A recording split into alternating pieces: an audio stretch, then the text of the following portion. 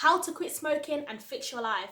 What's going on? It's your girl C-Positivista. Welcome to another video. So, background story, I used to be a smoker.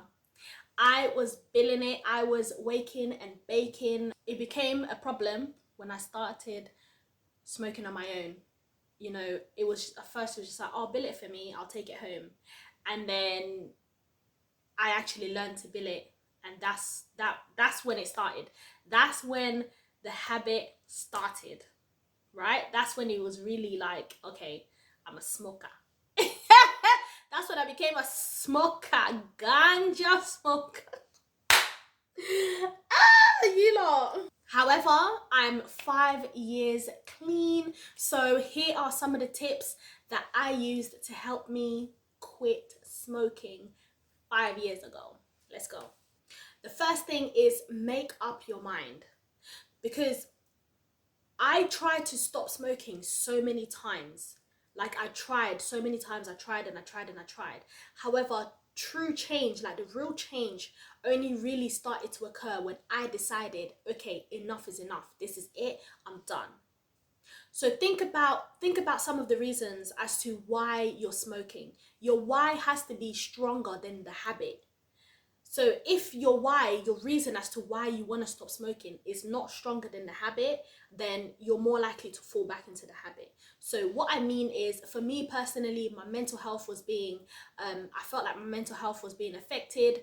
I was lazy. I wasn't doing anything. And I'm naturally an ambitious person. So where my ambition was so strong, my ambition was stronger than the habit. However, the habit was making me lazy, so I couldn't pursue the things that I wanted to pursue. So that for me was like a no-no. And my mental health was just declining. So that for me was stronger than the habit. So I had to really choose, do I want my mental health to be, you know, to be stable? Do I want to be able to to follow my dreams, or do I want to sit here lazy, sitting down and just billing it every morning billing it? Imagine you wake up in the morning, you bill a spliff, and you're tired.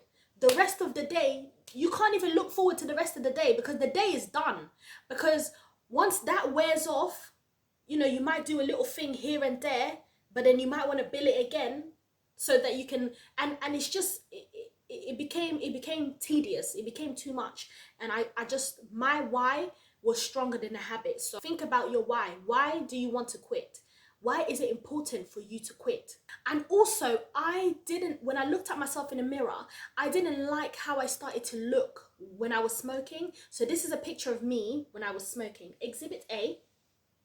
And this is me now, 5 years, clean, smoke free, So I looked like that. And for me, it was just like, I don't want to look like that, and my skin wasn't looking fresh. Like, it wasn't doing me service.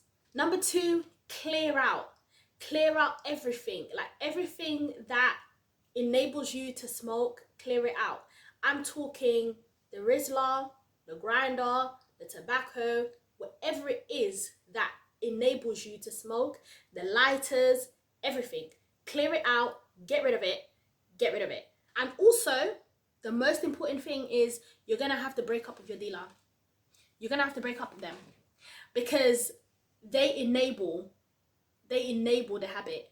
And you're gonna have to let them know that, listen, this isn't personal, but it's personal. Like, it's not personal, but it's personal. Like, I don't have an issue with you, but I'm trying to do something better for myself. So yeah, I had to let my guy know that no more. Yeah, like, you and I, we got a good rapport, but sorry, my dude, like, sorry, my guy, like, you're gonna have to break up with them. So a relationship with your supplier cannot be anymore. It can no longer be. Number 3, develop boundaries. Limit yourself from going anywhere where other people are also smoking, where other people are going to be indulging in the habit that you're trying to break. It's really important for you to say to yourself, you know what?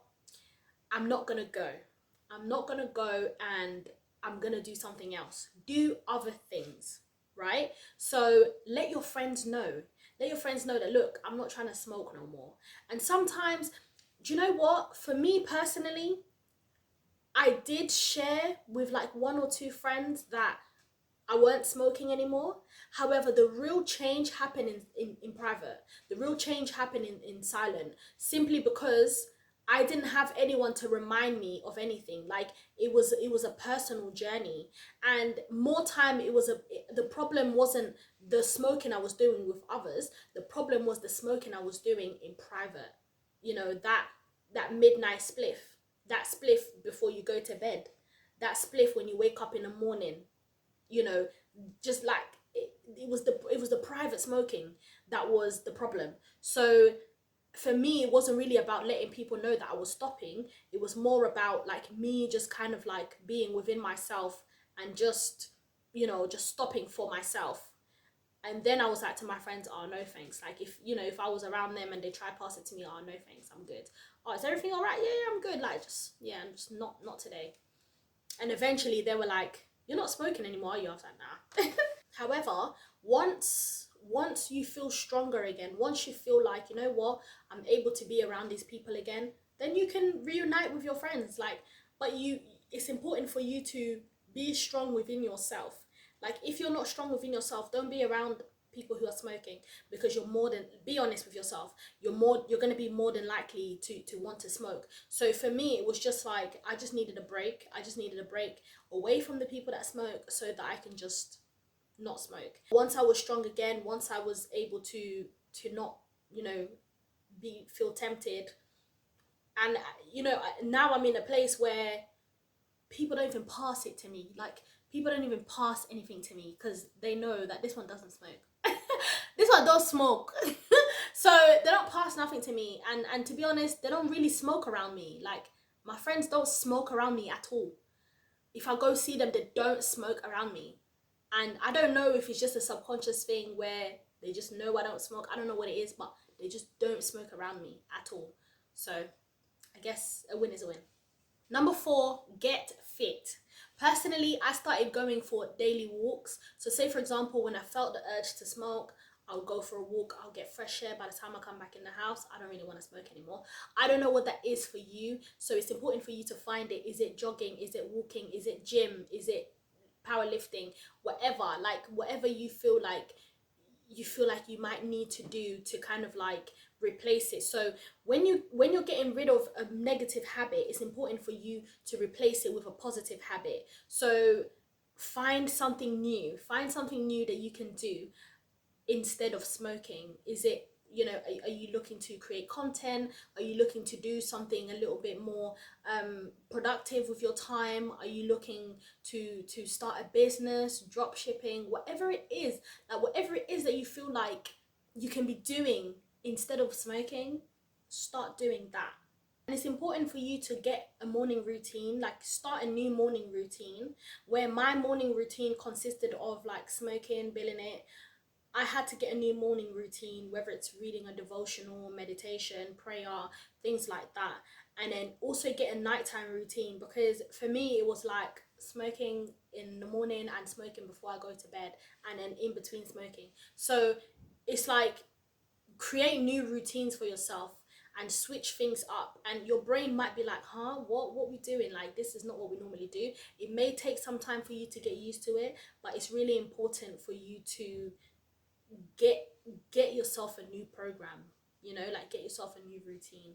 And number 5, you might need to make new friends that don't smoke. You might need to start being around, hanging around people who don't smoke, hanging around people who, you know just don't have the same habit as that. So be around new people, do new things, indulge in new activities, adventures. You've got people who are doing run club, like people are running now, like people are walking and all of these things, climbing the mountains. I don't know, like whatever tickles your fancy, do something new, do something outside of your comfort zone. That way you'll be more than likely, because if you're always at home, if you're always in the house, you're gonna want to pick up. If you're in the house, you're gonna want to pick up, you're gonna want to fall into that, you're going to fall into that routine again. But if you switch it up and you're doing other things, you're outside of the house, you're around people who don't smoke, you're doing other things, your mind is occupied with other things, then you're more likely to not really smoke anymore. And finally, I started smoking because I was running from something. I was running from a pain that was too deep for me to speak on, or I felt like I couldn't articulate the pain. I couldn't articulate what was going on inside of me. So I tried to smoke it away. However, it wasn't going away. It wasn't going away. So I was smoking more and more and more and more. However, once I did stop smoking, eventually I was then able to address those things, address the feelings, address all the emotions. And I noticed that as time went by, my mental health was getting to a better place. My mental health was getting better, my weight was getting better, like my body, my skin, everything just started to change. And just seeing that change within myself, it took some time, but seeing that change within myself, I even put on some healthy weight. Like, seeing that change within myself, like, it made me want to go longer without smoking. And 5 years on, here I am, feeling so much better. Like, I don't like the urges. I don't feel the urges anymore. In the beginning I was feeling like a lot of urges, and if I'm completely honest with you guys, like, recently, like this year, I had, for some reason I just picked up a vape, and I'd started smoking a vape. And then I had to just say to myself, all of these years of me no longer smoking, for me to pick up a vape that does nothing for you, like, for me it was just like, nah. So you're you know I'm not saying that the journey has been completely perfect. Like, I didn't just stop smoking and that's it. No, like, I had setbacks.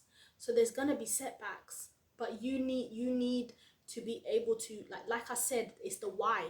If your why is stronger than the habit, then you're more likely to stop doing it. So for me, it was just like, why am I vaping? It just doesn't make sense. And with the vape, it was making me lazy. Like, it was making me just, not want to get up and do the things that I want to do. So it's important for you to take it into consideration that you're gonna have some setbacks. There's gonna be days where you do end up billing it, you do end up smoking, but just give yourself grace and start again. It's okay. Like, every day start again. There was a time where, like, I was counting, like, religiously, like, yeah, like, this is how many days it's been. But when I stopped counting, life just went on. I realized that, wow, like, I stopped smoking like years ago. Like, even though I'm saying 5 years ago, that's just when I made the actual decision. However, in between, there was a little one puff here and there, you know. So just take that time for yourself. Thank you for watching this video. I hope this helps you on your journey to stop smoking, and I'll see you on the next one. Subscribe to this channel if this video has helped you or you want more videos like this, and drop in the comment section if you're trying to stop smoking. Yeah, let me know, and I'll see you on the next one.